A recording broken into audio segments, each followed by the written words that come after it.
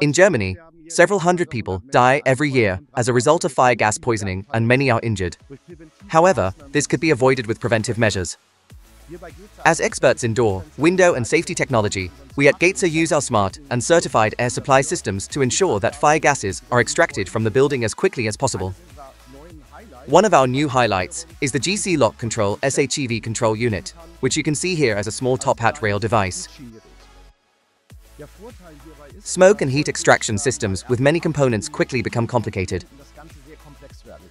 The GC Lock Control SHEV is plug-and-play capable and very easy to wire. This means with all components, even in conjunction with the motor locks, the system functions safely all the time even if the 230 volts are lost. That means if the systems are supplied with power by the battery backup of the SHEV panel. This is even possible up to a voltage of 18 volts. This means that if the batteries are loaded for a long time and the voltage drops slowly, the lock can always open safely, allowing the door to open and the fire gases to escape. We have the possibility of using all conventional motor locks on the market between 12 and 24 volts. This means we always have a secure door opening. So get in touch with us. We look forward to hearing from you.